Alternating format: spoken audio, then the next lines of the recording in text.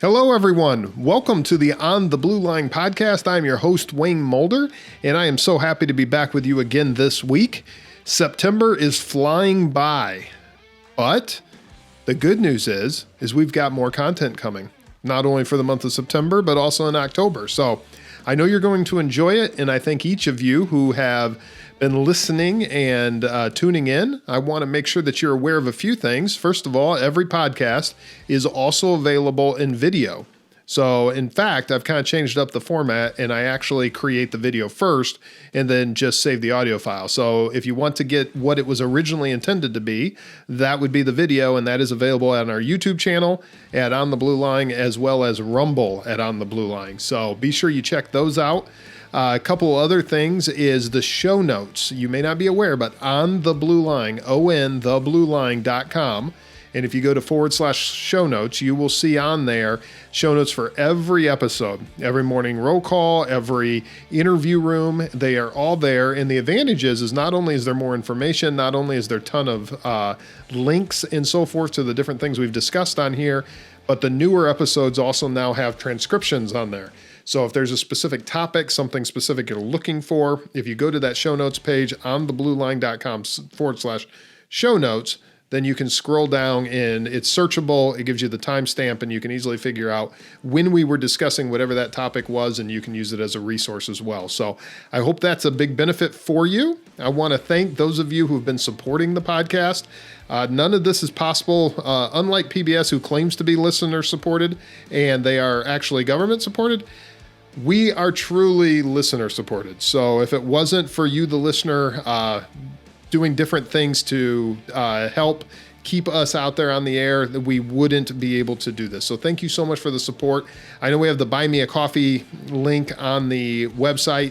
That is essentially kind of like a Patreon, but where instead of like a Patreon where you do a monthly subscription, you can just support for price of a coffee. And so some people have done that, and I really appreciate it. Others have donated through the website, and some people have purchased merchandise. So whichever one that people have done, I want to thank each and every one of you. And more importantly, and most importantly, if you would, the best way to support us is to share. So if you would be sure to follow us on whatever service you are using to watch or to listen to this podcast. And if you would share it with somebody else, those are huge. And if you are on like Apple Podcasts, leaving a rating and review is also huge. So that's all I have for housekeeping. So let's get to this week's guest. So this week is something a little bit different. I actually had intended to have a different podcast in this spot when I was laying this out back in late August, well, actually July and then into August. However, I found out that somebody that I knew was running for sheriff in Douglas County, Colorado. A good friend of mine, Darren Hill, who I actually had the privilege of working with here in the state of Florida. So, and we get further into that and you'll hear more of his story, but Darren has law enforcement experience, and in his journey, he worked as a patrol deputy, field training officer. He was a detective in the economic crimes unit, where he dealt with anything from bad checks for a few $100s to multi-million-dollar scams, and then later went to the Department of Homeland Security and worked there in dark web investigations. So he definitely has the experience, and that's what he wants to bring to the people of Douglas County, Colorado. The reason I wanted to have him on, though, is he's actually running under a libertarian ticket because the current Republican nominee for the office of sheriff in Douglas County is someone who is a big supporter of red flag laws. And obviously that and some other of his policies, which we get deep into in this conversation, have some constitutional issues, especially if you're not very careful and how you arrange them, whether you set them up to be in line with the Constitution or whether or not they can be easily used by anyone that dislikes you or dislikes your stance on something, all of a sudden has an ability to go get a court order to take away your weapons or anything else. And that's the problem when we start overstepping the Constitution, is it's dangerous for everybody because that becomes the new precedent. So we get deep into that in this conversation. I hope you enjoy it. As he says, he had no aspirations of running for sheriff, but with unconstitutional laws being supported by other candidates, he joined the race so he can help his fellow citizens of Douglas County, Colorado. So whether you live in Colorado or not, I think you're going to find this to be a very engaging conversation because we get definitely deep into the constitutional law aspect of things. And then more so than that, please be sure to support him. Be sure to follow him on his website, hill4liberty.com.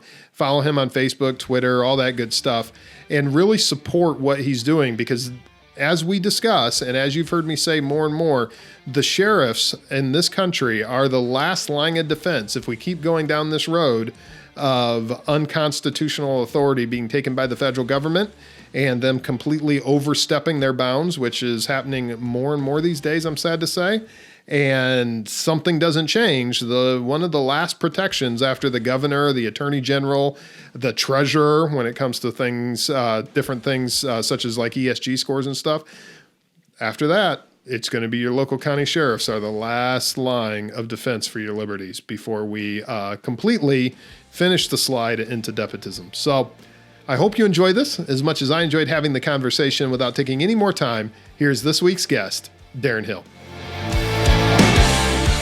Well, Darren, welcome to the show. Thanks for having me. This is a great opportunity. So we'll get into all this so the listeners kind of know, but I have the advantage of knowing you. I have the advantage of working with you. And then I also get to tell a little bit about your story. So thank you for joining. For the listeners, typically I start out with my get to know you questions, which we may get to kind of as we go through this interview. But I really want to start with what you're doing because that's why you came on. And I think it's super important that everybody kind of knows. So you are running for sheriff in Douglas County, Colorado. Yep. And when I found out, I was like, I have got to get Darren on the show. We have to talk about this. So let's just start with that race itself, because of course the website, it's hill4liberty.com. And part of the reason, listeners, I'm starting it this way is I know how it is. You know, you're in your car, you're at the gym, whatever, and you may end up doing something else and not listening to this entire podcast in one setting or getting back to it. And I really think that it's important that you connect with Darren and what he's doing. And as you're going to hear in this conversation, that these kind of races across the country have a lot of implications everywhere, not just in counties in Colorado. So, Darren, why are you running for sheriff in Colorado? I originally had no aspirations to ever run for sheriff or any political office, but when the situation arose where we've got the sheriff candidates in Douglas County supporting the use of unconstitutional laws, and there weren't many people pushing back against it or running against those candidates, that's when I decided to join the race. Well, I think that's an important point. You know, we just seen, in fact, offline, you and I were talking about some other local races, which I won't name any names, but we're seeing where there seems to be some establishment thinking out there, and more people are pushing back against it. You're seeing it at school boards, you're seeing it in other states. So just so the listeners kind of know, you're running on, what ticket are you running on? Which party are you running for? Okay. Libertarian Party. So some of the listeners who have been listening to me for any length of time know that I kind of identify as a constitutional conservative, and that we know that there is definitely a large Republican base in Colorado, as well as some very strong Democratic city centers. So when it comes to the Libertarian Party, how is that different maybe? So what kind of is your belief system when it comes to individual liberties? My belief system when it comes to individual liberties is pretty much absolute. Like, you have absolute choice over the decisions you make for yourself. You know, some of the more extreme libertarian positions that people struggle with is like the legalization of all these drugs. If somebody chooses to do that to themselves, they can choose to do that to themselves. Should we offer them help and resources to not want to do those things to themselves? Absolutely, because drugs are bad. But at the same time, I think we as a society should have learned more from prohibition, because it did not make things better. Right. In fact, it created an entire underworld, an entire underbelly of exactly what they were trying to prevent with their puritanical rules. Right. And we're kind of running into the same situation with the current drug laws of today. Fentanyl, I believe, would not be the have the same prevalence that it has right now if we weren't fighting this war on drugs.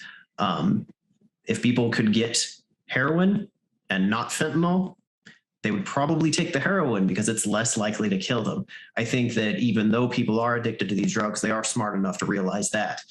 And we've caused this black market to emerge where people go and they don't know exactly what they're getting. It's much like the alcohol that became available during prohibitions. Some of it was downright toxic. Right.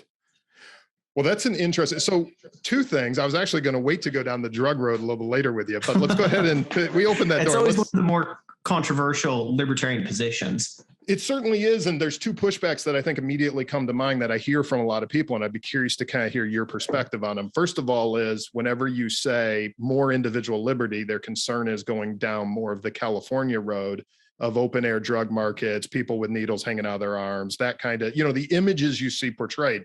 How do you not go down that road?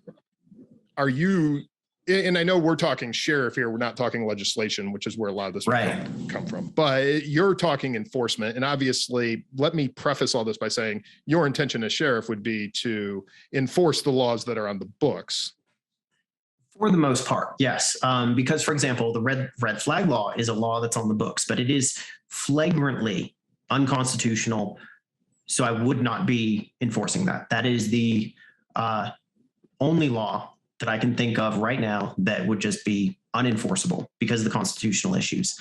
Drug laws would continue to be enforced as written. I'm not a fan of how we treat drug users, but we've got to utilize the laws as they're written because there's a couple issues. So if we were to just disregard those laws, I think we would be currently causing more harm than good. Because if we want to move towards a society where those are not law enforcement issues, we need to put infrastructure in place to help people who are addicted. Yes. Right now, that's not there. And if you pull the rug out from under these laws that at least get someone into jail where they might get some help right now, I think we'd be causing more harm than good. It's interesting. Yeah, I would agree with you 100%. It's not something we can arrest ourselves out of. Some areas of the country are seeing some success, and I don't know. Colorado is obviously, and sorry to the listeners, we got a thunderstorm going on here in beautiful afternoon in Florida as I'm recording this. So I apologize if I can't get all of this background noise out of this. But Darren, one of the things that you're starting to see in certain jurisdictions is this movement to where you're working with local hospitals, mental health clinics, and so forth to get these people resources. And those people are teaming up, sometimes even in a co-responder kind of format, with law enforcement. Is that kind of thing happening in Colorado at this time that you're aware of?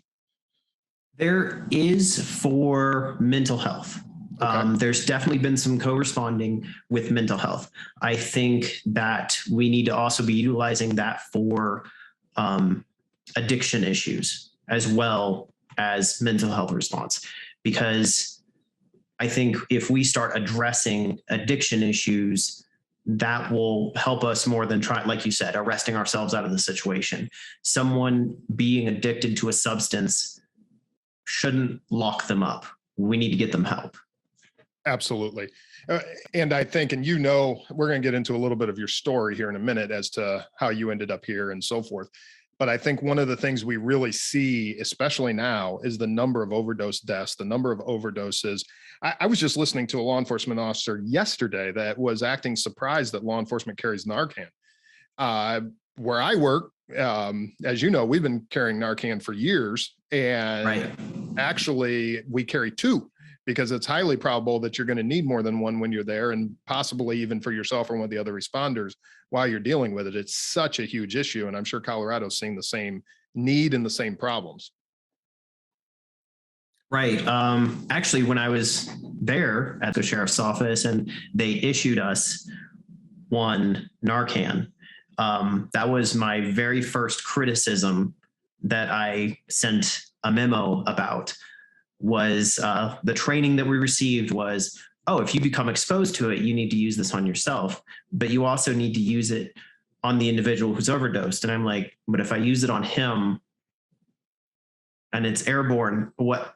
Like now I just die. Right. Well, what do I do So, for myself here? I hope that I have backup that has theirs. right. And that's so much of the training in law enforcement is, like, oh, arrive alive, don't drive beyond your ability, or, if traffic is crazy, don't be running 100 miles an hour through it. You can't help anyone if you're dead. So it was the same thing with Narcan. It's like, well, I've got to have some Narcan for myself so that I can help more people. Yeah, no, I think so I'm glad they're issuing two. They are. And that is very powerful and such a good point. And another thing I'm seeing other local jurisdictions do is starting to, a lot of times through hospitals, through grants, through different clinics that are out there, issuing Narcan to the community as well. So there is a great probability that you're going to go to a scene where they may have already been able to use it. And I know there is, I'm always careful with these conversations, or I always find them interesting conversations, because there is a whole group of people out there who are like, yeah, but they're using drugs, they deserve the outcome of whatever it is. So kind of the same thinking of, you decide to go break into a house and it doesn't end well for you, you kind of got what you deserved. However, there is definitely an addiction side to this. And like you said, many times the policies and stuff that are in place only make it worse, which kind of makes it our responsibility also to care for these people and to try to get them help. Sadly, only a small percentage are probably going to actually have a life change. We just know statistically that a small percentage are going to be the ones, but I think it is important that we have these things and offer them. Let me ask you, because I just want to make your stance on this extremely clear. People have the liberty to choose what it is that they want to do. But when it comes to things like enforcing drug laws and so forth, not only are you going to enforce them, but you also want to really concentrate on the more important part, which is getting them help and putting these kind of tools in place. Is that correct? Or am I saying that wrong? Yes, that pretty much sums it up, because the issue is there will always be a market for these drugs unless we address the addiction side of it. And that's the big issue. If people are addicted, there will always be someone to supply them. So the only thing we can do if we want to reduce these addictions and overdose deaths is we have to address the addiction. We can't put them in jail. Well, I mean, we can put them in jail, but we're not going to solve it by putting them in jail, because they're going to get bonded out. Maybe they spend 30 days in jail. They're going to go right back to their addiction.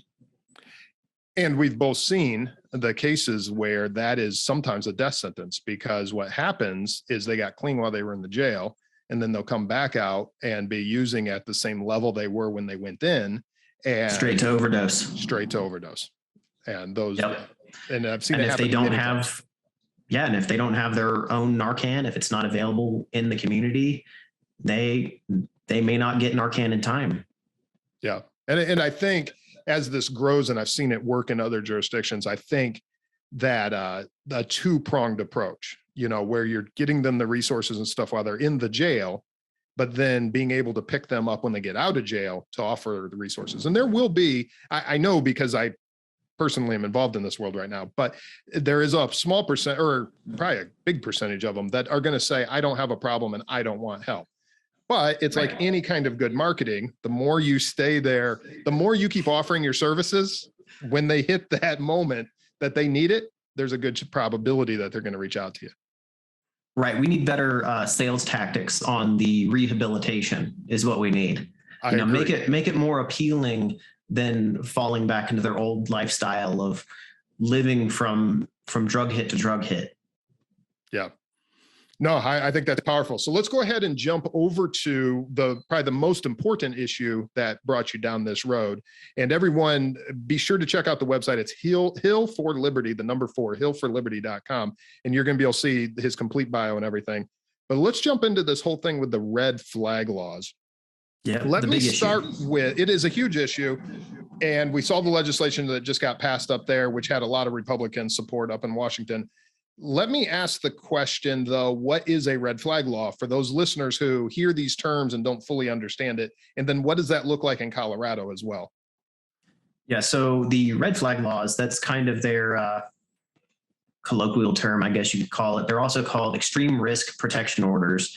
It's basically a law that says that you can go, specific people can go to the court and basically get an injunction against you having firearms in your possession. That could be a neighbor, it could be an it could be a current or ex-girlfriend, it could be a current or ex-spouse, an immediate family member. Any of these people can go to the court and say that you are a threat to yourself or others and that you need to have all your guns removed. If the judge looks at it and goes, yep, this is sufficient to me, they can issue an order for the local jurisdiction, the sheriff's office, to go out and seize your guns. They can do it as a no-knock raid at 3 a.m. when you're sleeping, which I think is extremely reckless, especially when you think this person is going to respond violently. Yes. Well, especially when there's so much outrage over things like the Breonna Taylor shooting in Louisville, Kentucky. Correct. And yet we're going to go into a residence we know there's firearms in and go in at 3 o'clock in the morning and expect different results. It's insanity, actually. Right. That sounds like the perfect recipe for a violent response, because I know, like, with these, I've been present for some of them. And when you're awake and you're outside on the perimeter and you can hear them shouting very loudly, sheriff's office, search warrant. But at the same time, if I was that person in bed at 3 o'clock in the morning, I hear my door blow open, I'm not going to be hearing people yelling sheriff's office. I'm just going to be hearing gunfire, because the moment my door blows open, I'm going to be grabbing my gun and sending rounds that direction. Like, it's a terrible plan. Yeah. Do you think, and I don't want to put you on the spot, so you can either answer this, not answer it. We can edit it out however you want to go. But do you believe that there's ever a place for risk protection orders or red flag laws? Or do you think there is ever a place for those? And what does that look like? Like, what is the constitutional limits of that? I would be in favor of them if it followed the Fourth Amendment. So you need due process. You need to have essentially a jury of your peers deciding that you're too dangerous to have these weapons, just like we do with any other criminal proceeding. We can't just have a judge going, yeah, what you said is sufficient, this person can't have guns. I think there are people out there with evil intent, 100%. I worked in law enforcement long enough to know that there are people who are just pure evil and intend to do evil. But we can't just have one person being the deciding factor that you're going to get your guns removed. Obviously, after your guns are removed, the extreme risk protection orders do have actual hearings where you, as the person who had your guns removed, get to show up and represent yourself or have representation. But the problem is your guns have already been removed. Yeah. So we're kind of skipping the due process to get there. Not kind of. I agree with you here. We are fully absolutely skipping it. You have one person deciding that you're going to get your property seized. Yes. Because some states will do it solely on a neighbor or a loved one's statement without any kind of hearing within a short period of time. Is that correct? That is correct. Yes. Like, there is no hearing. Like, the statement gets submitted to the judge. The judge makes a decision on the statement and sends it to the sheriff's office to enforce. Yeah. Yeah. That's scary. I mean, fortunately, the ones that I've seen, there is a hearing involved early on, but yeah, it's an interesting conversation, especially when you talk about constitutionality. And that's why I thought it was extremely important. Now, you are running on the Libertarian Party. Part of the reason you got into this do you want to talk at all? Is there any other major differences between you and the other gentlemen that are running, or ladies that are running for sheriff in Douglas County? Well, I know that the Republican candidate, him and I have probably the most similar positions on everything. The big areas where we're going to disagree are obviously the red flag laws. I'm not sure what his position is on civil asset forfeiture. I'm strongly against civil asset forfeiture because just like red flag laws, they lack due process. You're not convicted, yet your property is taken. Amen. So not a fan of those. Criminal asset forfeiture. Okay, fine. You have successfully criminally prosecuted this person, seized the assets that you have shown are part of the criminal proceedings. But absolutely. Seizing it before that is just absurd. I couldn't agree with you more. And you make a statement, and I love this quote. In fact, I'll bring it up right here. I think this is a good point to say it. This is what you have written on your website. Quote, if a government agency can disregard the Constitution, even for something you may like, it can disregard it to do something you will not like. And that's what people need to understand with these is I think sometimes we see them in the news. So law enforcement pulls over. And I want to be clear about something since I do still work in the profession. There's nothing wrong with these things as long as we stick within the Constitution. I say it over and over again, and others have said it.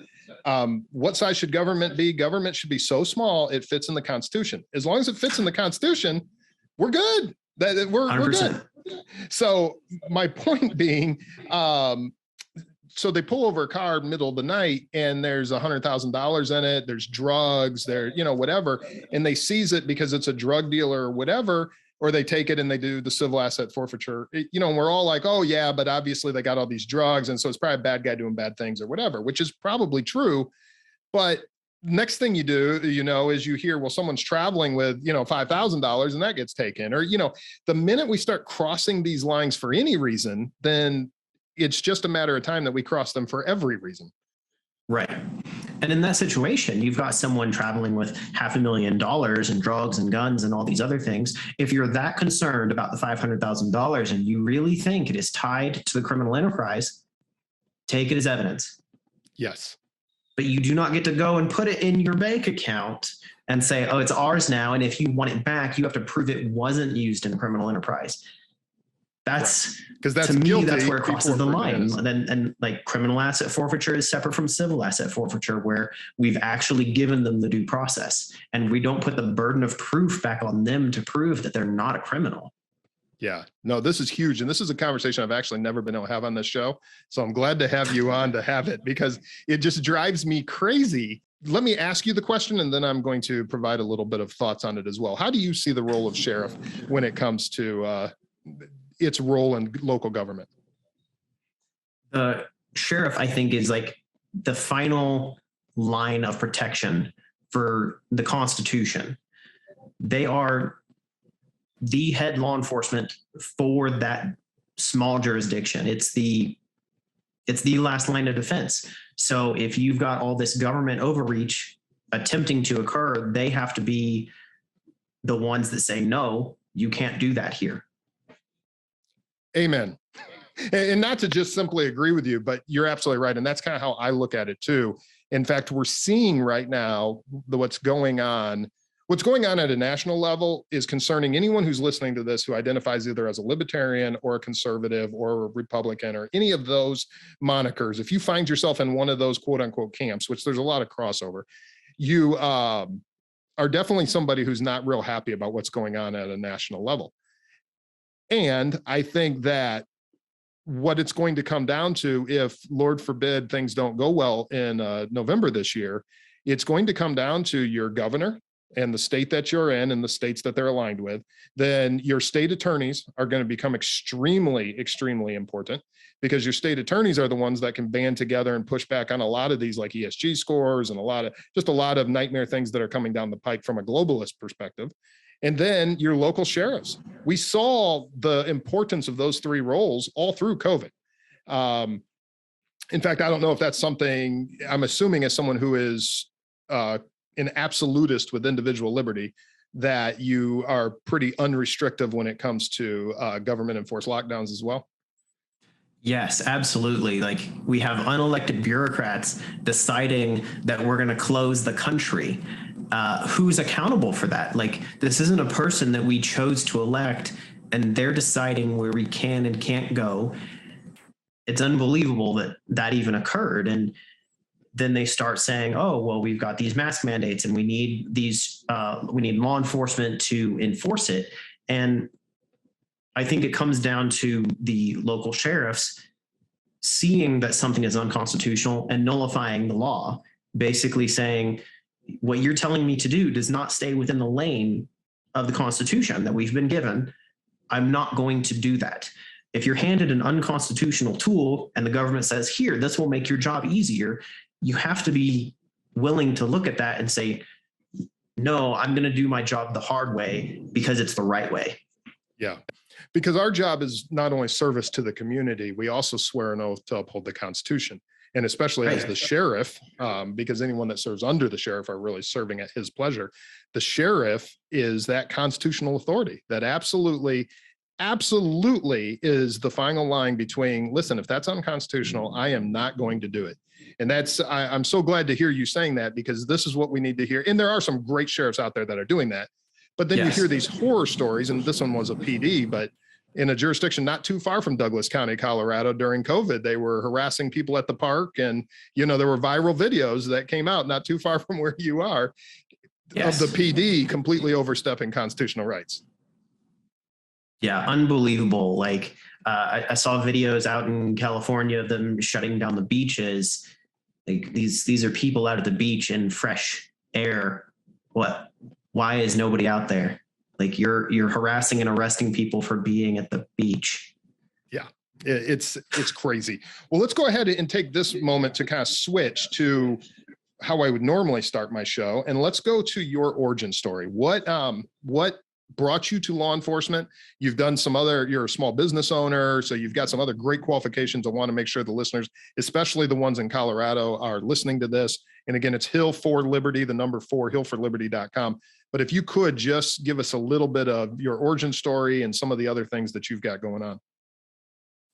Let's see. I originally got into law enforcement as a police explorer at the age of 16 with the Zephyr Hills Police Explorers down there in Florida. After that, I got a bachelor's degree in criminal justice, bounced around in a couple jobs. I got a master's degree in production management, focus on game design, because that's where my small business is. And then I got started with the county sheriff's office. I worked there for 8.5 years. I did 4 years on patrol. I worked as a patrol deputy and a field training officer during that time. And one of the big things I always stressed to my trainees when I was a field training officer was following the Constitution. I'm like, it's the number one thing you have to get right as a deputy. You have to. You cannot cross the line.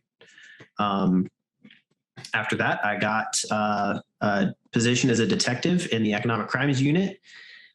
Did that for 4 years before I actually got sent off to work for Homeland Security.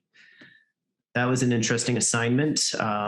I got sent there because Department of Homeland Security in Tampa wanted to conduct dark web investigations.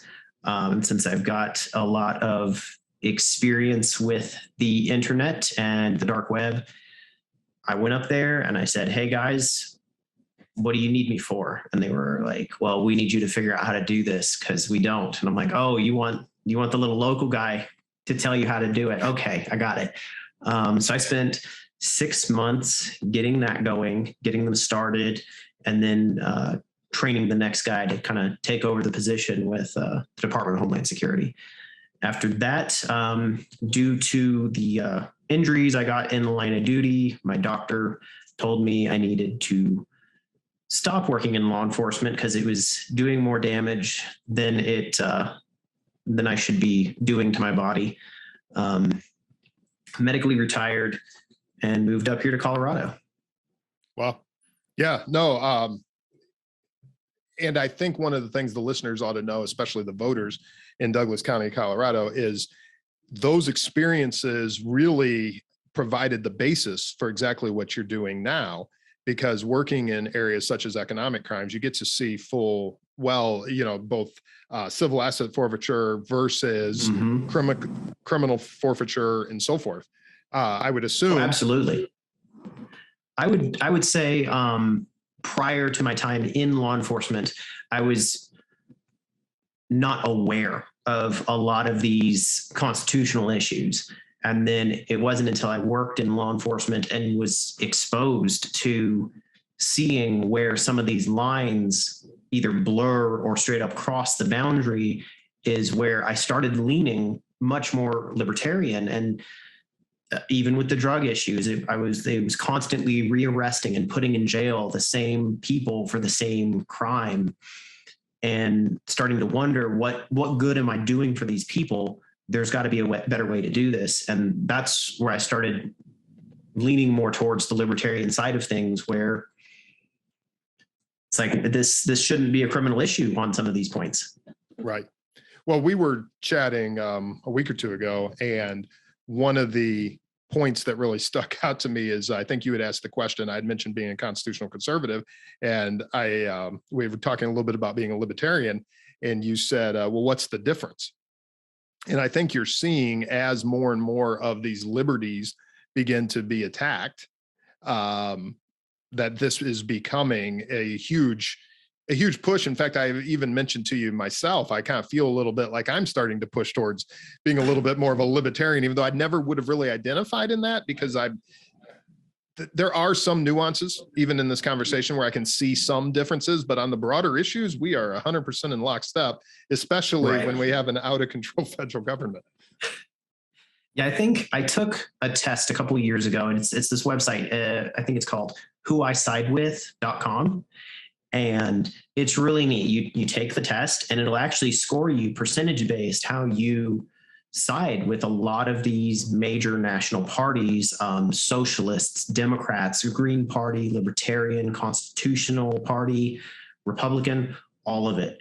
And when I took it, the two highest scores I had, I think like with the Libertarians, I was like a 90% something match. And with the Constitutional Party, I think I was like an 88% match. And I never really went back to look at what the difference was between the two, but I found it interesting. I was like, wow, I apparently scored very high with these two. I agree with a lot of what they say. Yeah.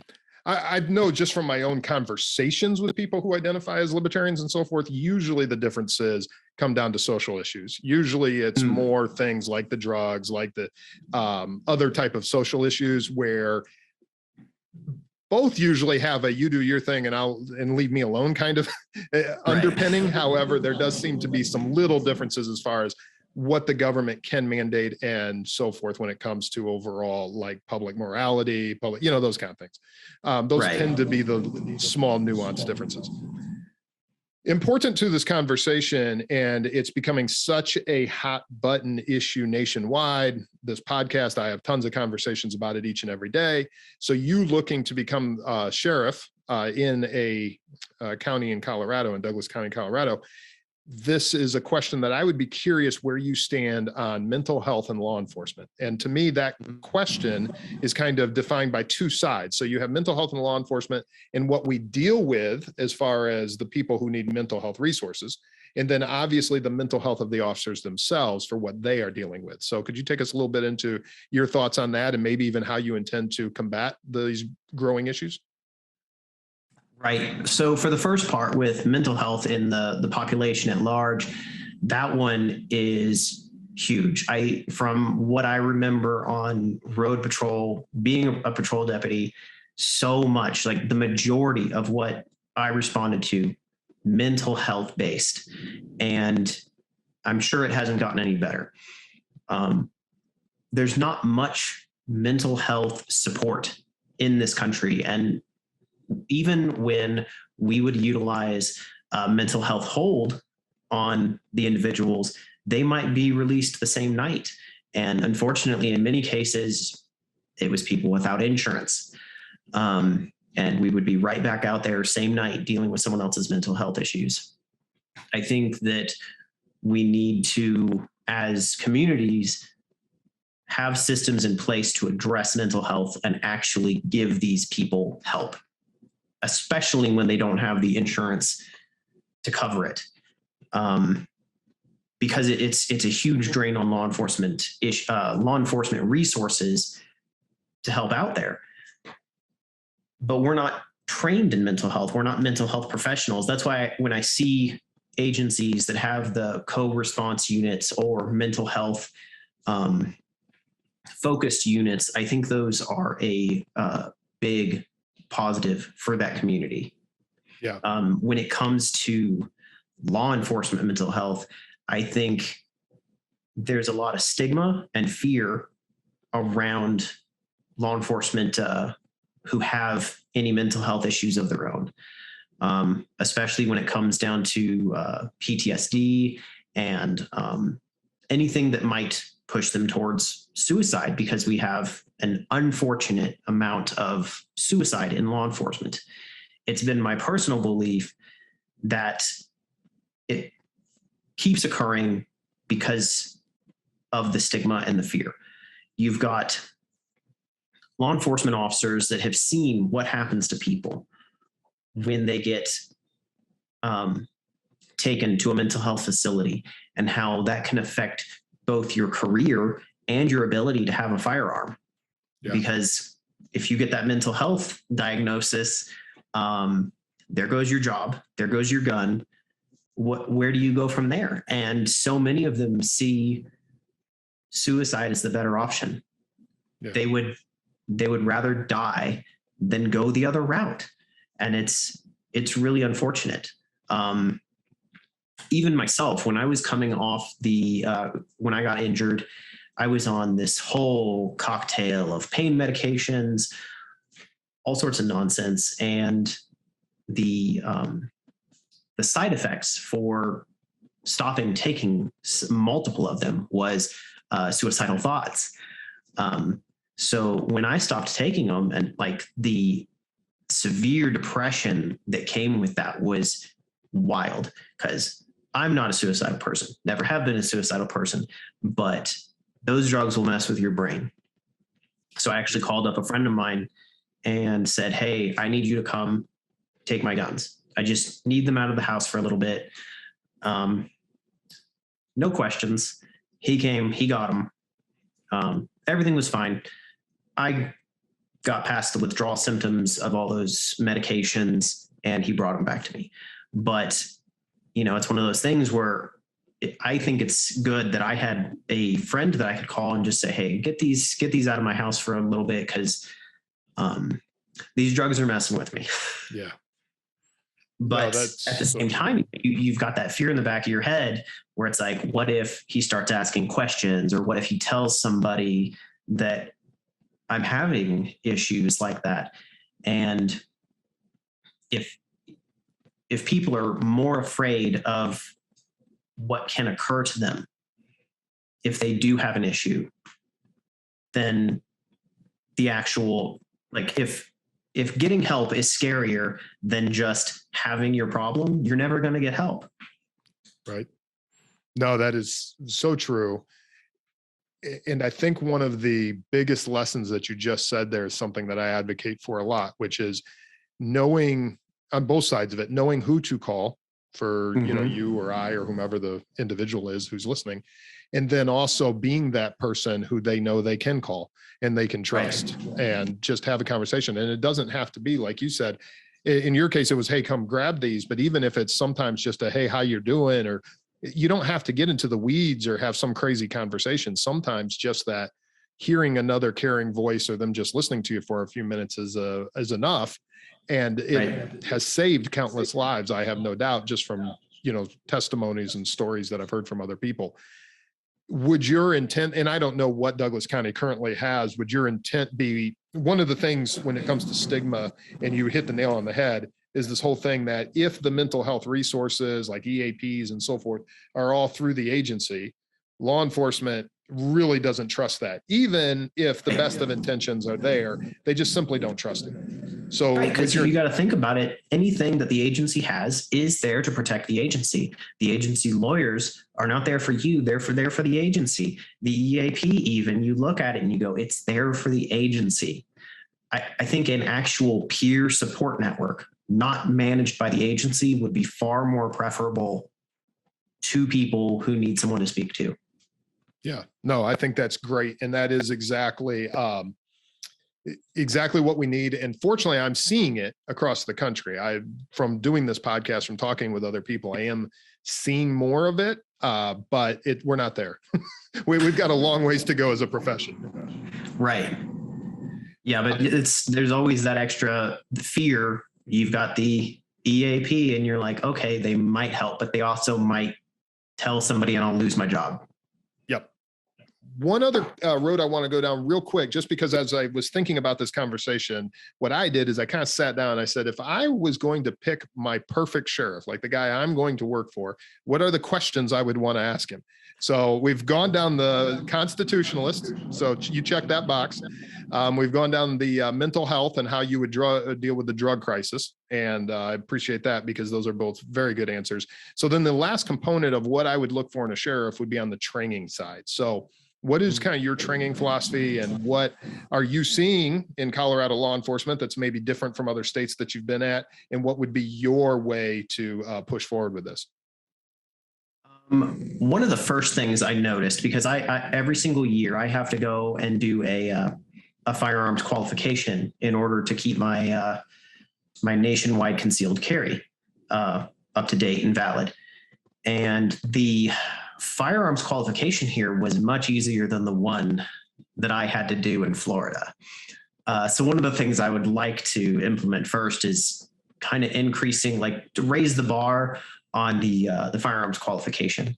I do like some of the things they do here compared to Florida. For example, there is a component where we have to move and shoot as opposed to the very static shooting that we did in Florida. However, the distance is very close.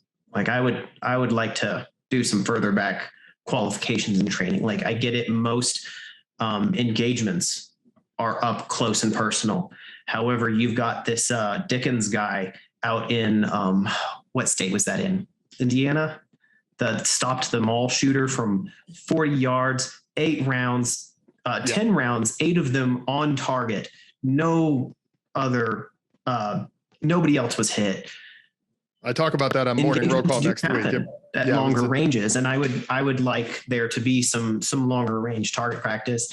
I know that they've been doing a lot more training on school shootings.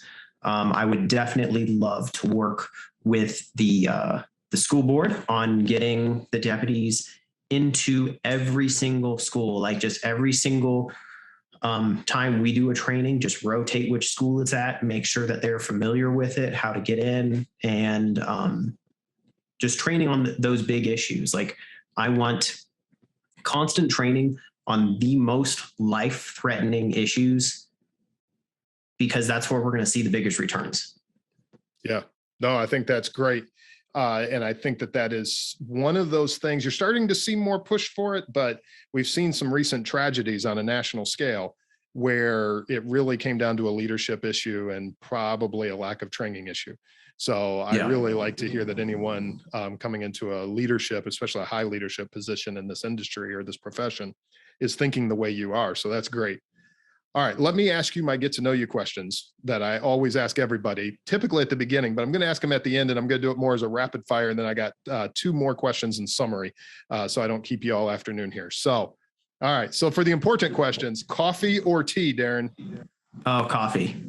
That is the correct answer. Now, are you one of these cream and sugar guys or? I like to do a little bit of almond milk. I know a lot of people hate on that, but I've always been I don't do dairy very well. I'm not completely lactose intolerant, but it's rough on me.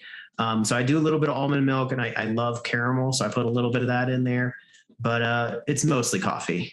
No, it makes it tough if I go to some fancy coffee place and I'm like, look, I just want black coffee with a little bit of almond milk and caramel. And they're like, oh, you want a latte? I'm like, no. I want more coffee than that. Exactly. No, give me the black coffee and then just splash a little bit. Right. Yeah, they don't Just a little understand extra that. flavor on it. Do you have a favorite place to have that drink of coffee? The easiest place that I used to get that coffee was at Dunkin' Donuts. Like that used to be the easiest place, drive through. I could be like, hey, I want a extra large hot coffee, put a little bit of almond milk and caramel in there, and we're good. Unfortunately, there's no local Dunkin' here, so I make my own coffee every morning. Okay. I don't go out anymore. I do my own pour over at the house as well, so I understand completely. Then the other nice thing about Dunkin' down in the state of Florida is night shift, because you're pretty much tough out of luck outside of gas stations and Dunkin'. And I don't want gas station coffee. That's a nightmare. No, in fairness, though, this is just personal opinion here, and I can be wrong. But in my opinion, the ones that went to where you push the button and it instantly grinds and pours it. Okay. So it's not been sitting. It's ground in real time, like the racetracks around here have it. Some of the other ones are starting to do it. Yeah. And they actually work. I'm trying to think of the brand. They sell a home version, which is stupid expensive, like in the thousands of dollars. But essentially it grinds it and does your coffee in real time. So I want to say those machines at racetrack, someone told me 10 grand a piece. And I could be wrong if a listener out there knows for sure, but yeah. I never saw those. It was always just the pot of coffee that had been sitting there probably since 8 a.m. It's now 3 a.m. Questionable. Exactly. That's that long cross-state drive, the Pilot gas station at 3 a.m. You're like, yeah, it's coffee. It's going to have to do. Bottom of the barrel. You're like, I've got nothing else. Here it is. It's a little chewy, but who's counting? Do you have a best or worst travel story? Best or worst travel story? Yeah. Worst travel story was actually when I was moving here to Colorado. It was right when all the riots were happening because of George Floyd.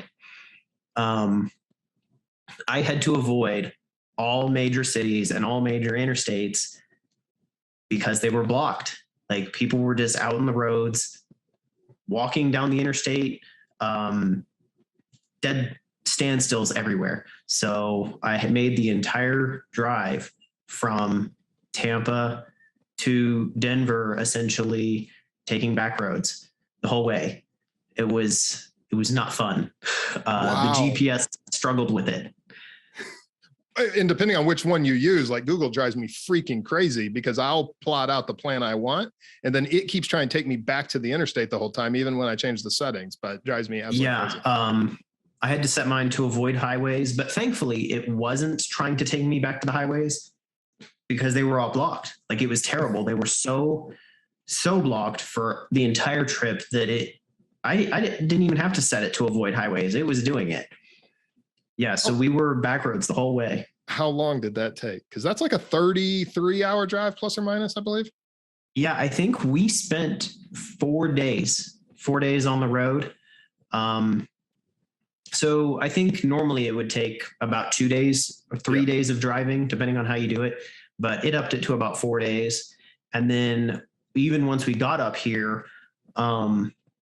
we didn't have a house. We sold the house in Florida. And then we're like, okay, now we're here and we're technically homeless because the house got delayed on when we were going to be closing. We ended up living just in hotels. Like we're just bouncing from hotel to hotel, and we had to get dog-friendly hotels. And the rooms we got were like the bottom of the barrel rooms because they were dog-friendly, and they always stank so terribly. And I'm like, I'm glad my dog isn't the type of dog that's going to mess up a hotel room and make it stink this bad. But it was bad. It got to the point that our builder actually gave us the keys to the house before closing. And they were like, hey, we know you're good for the closing. Just you guys can kind of squat here and we won't say anything. That's awesome. Yeah. It's crazy. Sometimes what you go through with those major cross-country moves. Last one of these questions. Do you have a favorite or most meaningful nonfiction book? Oh, favorite or most meaningful nonfiction book? The Art of War by Sun Tzu. Okay. That's a good pick. I like it. I've read it a few times. It's a good one, and it's so relevant to so many different topics. It's not just warfare. Like, it applies to politics, it applies to business. So many of the principles that are in that book you can apply them to every facet of your life. Yeah. No, I agree with you. That's a great one to throw out to everybody. If you haven't read it, I highly suggest it. In fact, it's probably on one of these bookshelves around here somewhere. But all right, Darren, my final two questions for you, because I don't want to keep you too long here. This one is more of a theoretical question, but I think for someone running for sheriff, it's kind of important to know how you see the profession as general. So what is your vision for law enforcement? And you can paint with a broad stroke. It can be what you would like to see. It could be the reality of what you think we're going to see. But what is your vision for law enforcement? For law enforcement, to put it simply, I think it should be there to be a referee between individuals and a shield against the government. I like that. That's pretty much where it should sit for me. And that's very succinct. So no, that's great. All right. My final question that I ask everybody who comes on the show, what is the one takeaway, the one thing that law enforcement officers can do that's going to make a difference in their personal lives? That's a tough one. I would say that you've got to have a life outside law enforcement. I think the people who I have seen who've been the most negatively impacted by their time in law enforcement are the people who spend their life a little too deep in law enforcement. It becomes the core of their identity. It becomes everything that they are. And it later makes their separation from law enforcement, whether it's voluntary or involuntary, much more difficult on them. I think having a network of friends and activities outside of law enforcement is a huge help. I agree 100%. I think in fact, that is literally the kind of the mission of what On the Blue Line is all about. So I really, really appreciate that. So the website is hill4liberty.com. How can they connect with you on social? I'm also on Facebook. It's Hill for Sheriff. That is not the number 4. That is just Hill for Sheriff. And then on Twitter, I'm not there much, but I'm also Hill for Liberty there, the number 4. I'm also on Instagram. That one is the same as my Facebook, Hill for Sheriff. I pretty much post the same thing across all of them, but if people want to get on there, send me a message. That's where I'm at. Perfect. I'm pretty quick to respond because I work at my computer all day anyways because of my personal business. Yeah, so I'm pretty quick to respond. Actually, just this morning, somebody sent me an email that was, I think, 20 questions, like long form questions that I'm still working on a response to, but I'm going to get it back to him today. That's awesome. I'm glad to hear people are reaching out and asking you questions. In fact, that's one thing I want to do a little different on the ending of this show that I haven't done with my others. So the website, everybody, it's hill4liberty.com. I will have his Instagram, Facebook, and Twitter all linked up in the show notes. So you can scroll down whatever platform you're on, you'll see them there. And there is a show notes page now for every episode, which is going to have all this information as well. So no matter which way you consume it, it's there. Darren, what do you want to say? I think this has been a great conversation. And I think those listeners that are out there that are strong constitutionalists, that enjoy liberty, that are kind of a little sick and tired of what they're seeing with people that are encroaching on our liberties, and they want someone that they're going to vote for that's going to stand up for them. But what else do you want to say to those people who may potentially be voting in November in Colorado? I would say that I'm probably more of a Republican candidate than our current Republican nominee. So they're definitely people who should be looking into my campaign.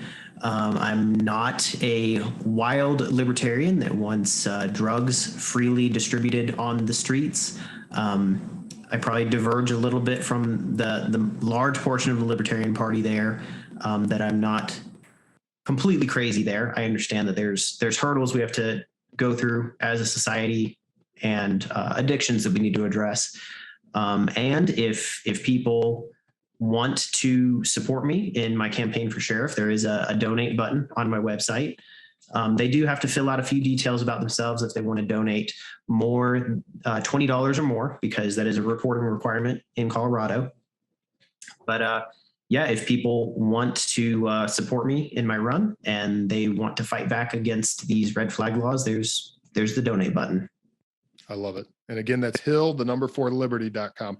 Darren, thank you so much for coming on. It's great to see you again, and I really appreciate your time today. And I wish you the best of luck in November. It's been great.